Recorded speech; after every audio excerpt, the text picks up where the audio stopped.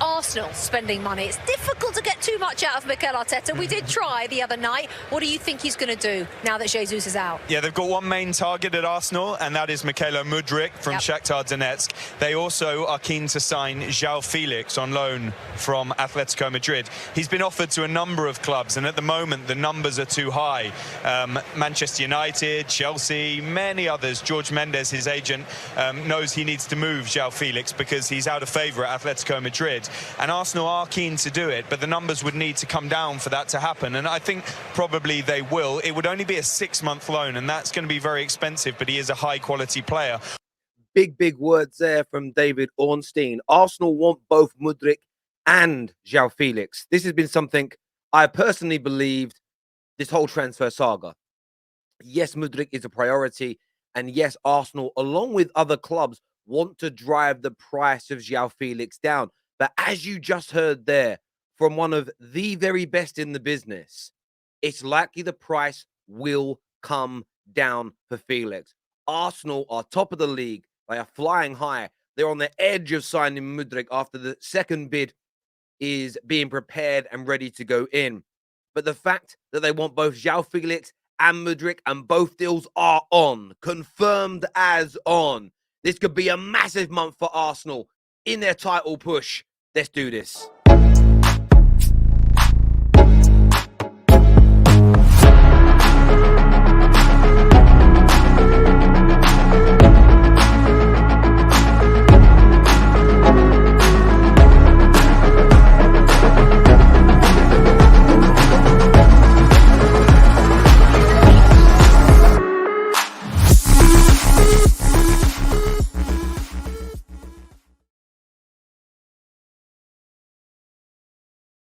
Arsenal have been offered the opportunity to sign Joao Felix on loan from Atletico Madrid, but are prioritizing the signing of Mudryk. This is what Ben Jacobs told us many days ago. Now, nothing in relation to this has changed dramatically in that time. They are still prioritizing Mudryk, getting that deal done, a primary target who is desperate to join Arsenal, a player they've been monitoring for a long time. I keep reiterating that stance because I keep seeing people trying to change that narrative online, and it isn't the case. Mudryk wants Arsenal. Personal terms agreed. Arsenal want him. The deal is almost done, dusted, and over the proverbial line. We saw the first bid, of course, get rejected. 90 Min have stated here that Shakhtar are looking for a deal worth £80 million and would demand at least 60 million of that being guaranteed. Arsenal are yet to reach that fee and are expected to point to Liverpool's Gakpo, who moved for a £50 million deal, £37 million up front. Now, this is Arsenal being sensible. I do understand the need to get him in early. But at the same time, what Arsenal are trying to mitigate against is problems occurring in the future. If you start bowing down to the demands of the selling clubs now, okay, yeah, we'll pay you the 90. Yes, we'll pay you the 80. Yes, we'll pay you whatever you're asking for. Every club in turn does that. What will happen over a period of time if you end up spending 20 million too much here, 10 million too much there, 20 million too much here, 50 million too much over there? You eventually run out of money. It is bad business practice. Fans will say, it isn't my money, so why should I care? Well, it is your goddamn money. It's your club's transfer fund. Spending too much on transfers will impact the renewal of contracts, the increase in wages, and bonus structures that you can pay your existing squad as well. Because net spend doesn't exist. All the funds come from the same pot, which is essentially a player expense pot, which is transfer fees, signing on fees, agent fees, salary, wages, bonuses. All comes from the same pot of money. The more you spend on transfers, the less you have for other areas. The more you spend on increasing wages, the less you may have for transfers. Every club will have a budget. So it's important that Arsenal get Mudryk in for a sensible price. Now, this brings us on to the Joao Felix situation. As you've heard there from David Ornstein, Arsenal want him, and the deal is on. And I've had a lot of people say to me recently, what does the deal is on mean? Well, the deal on is simple. It means it's active. It means Arsenal are actively pursuing it, and the player has an interest in joining. A deal being on means the club want a player, and the player is willing to join that football club. Doesn't mean he will. Doesn't mean he'll sign your deal. It means he may go somewhere else. Means your club might pull out, but the deal is active and on. The deal is being worked on.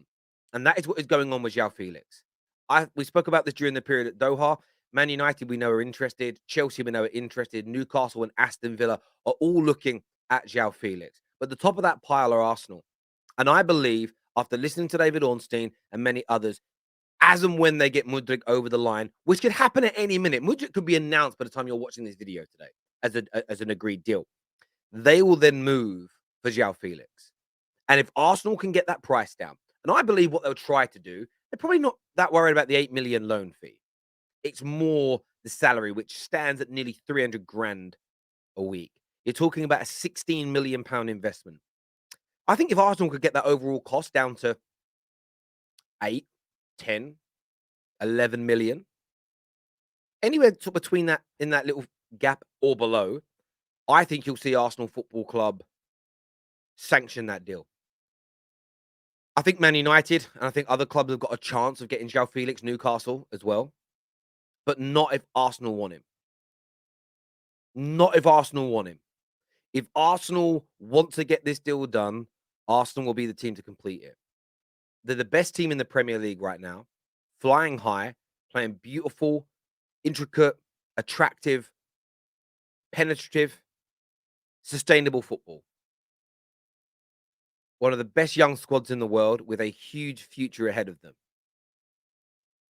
Joao Felix would be silly, in my opinion, to turn down a move to this Arsenal team at this particular moment in time. He would have to get that deal done. He would have to make himself an Arsenal player. He would have to. And if a United or a Newcastle, somebody of that ilk was able to pull this deal off ahead of them, I'd genuinely be surprised. Chelsea have a chance because Chelsea, of course, do have Champions League football. Chelsea are building something very, very special. But with the amount of money they're going to spend on Badashila, the amount of money they're going to try and spend on Enzo Fernandez, do they have the capabilities of another 16 million pounds? And of course, anyone buying Joao Felix has to also factor in what it's going to cost you to keep him if he's successful. And your club will have to start making provisions for that now. Because if Joao Felix comes in at Chelsea, United, or Arsenal, kills it, you as fans are going to want to see him stay next year. That is a £100+ million deal all in. So it's a huge financial commitment later on down the line. And I think with how much Chelsea have spent, maybe, just maybe, when they start to do the numbers in the medium to long term, it may not quite work. Maybe this, excuse me, if they sign Enzo and then get Joao Felix, you're taking that spending is moving towards £600 million plus salaries, huge amounts of money. And as much as the Todd Bowley group have got cash, you're then moving into a realm where you think, can they actually afford that much? Remains to be seen. But when it comes to Arsenal, as we know, they had the first bid turned down from Mudryk. The second one is expected to come in imminently. Imminently. They're just trying to lower the overall asking price. We know that Arsenal have been interested in Joao Felix for a while, and that has now been confirmed by the brilliant David Ornstein. David Ornstein has confirmed to us all that they want this deal to go through. Let's take a little bit more of a look at what he had to say yesterday, pitchside. On Mudryk, Arsenal have had an offer rejected, an opening bid of 40 million euros, I think, plus 25 million in add-ons, so taking it to 65 in total. Shakhtar want 100 million euros for him. My sense is, and from speaking to people across the industry, that they will come down in the price that they're asking for him, and that a compromise will be reached. And Arsenal know that they need to kick on in the transfer market if they want to make that final push for the Premier League title, and of course for a top four finish if they don't win that title. And the Cronkies, the ownership, are backing them to go and get that title. So let's see. Yeah, that's very interesting from David Ornstein there. Again, he believes they'll get the price down that Shakhtar are asking for as well. That's key, not just so they can pull off both these signings in January, for the longer term aim as well, as I've already mentioned. But the Cronkies are backing them. And this is what it comes down to. Do your ownership back you? And I remember about a year ago, I got into, I wouldn't say an argument, but a lot of Arsenal fans said they're happy with the Cronkies now. And my pushback to them was, wait until adversity strikes. Wait until contract renewals are being discussed. Wait until you're in a position where you need more investment to win a title, and see what they do before you start to wax lyrical. That's just my outlook on life. It's like, I'll trust you to a point, but I will trust you completely when we go for a moment of adversity or there's an opportunity and your promises match your actions. And we're starting to see that from the Cronkies. As football fans, we are starting to see the Cronkies really stand up and back Arteta, back Arsenal, and try to get them back to the top, try to get them back to the peak of their powers, where a club like Arsenal, in my opinion, should be. When you've got a fan base that big, an income that large, expenditure like they do, you should always be in and around challenging for titles. You should always be within have a chance of winning the Champions League. This should be a prerequisite for all the major clubs. You should always be competitive to a degree with how much you spend. The project is right. If the ownership and the board are good, if there is a strategy and a club plan, there is no reason to not be competitive. There is no excuse to not be competitive over a prolonged period of time. There's always going to be anomaly seasons, but you should always be competitive. And the Cronkies are now stepping up and doing it. But Mudryk, in my opinion, will become an Arsenal player. That deal is close to being a done deal. When it comes to Joao Felix, Arsenal, as we know, are seriously advanced on the personal level. Ben Jacobs told us that nearly 3 weeks ago. Seriously advanced around the personal element of that deal. When it comes to the deal with Ati, listen, what's going to happen here is Atletico want the loan fee and the salary covered. Plus, they want some kind of permanent obligation at the end of it, a deal that would cost over £85 million to then sign the player. I think what Chelsea, Man United, and Arsenal are currently doing is looking for an option. So they get the first refusal at a particular price, not an obligation, because if he flops, you don't want to be lumbered with an £85 million debt, essentially, for a player that you don't want. That's where the negotiations may take time over Joao Felix. Maybe, though, if one club breaks and says, actually, we'll do the obligation, that will speed things up. But Joao Felix, as far as we can tell by what the stories we read and the journalists that we listen to, Arsenal were more advanced on the personal terms, but it is still a kind of 3 to 4 horse race in terms of signing him. But as confirmed by Ornstein, Arsenal do want Joao Felix as well as Mudryk. That is now confirmed, cannot be denounced, cannot be pushed back against. Arsenal going for this title race big time. I want your thoughts and I want your feelings. Smash the like and share button, and I'll see you all again very, very soon. Thank you.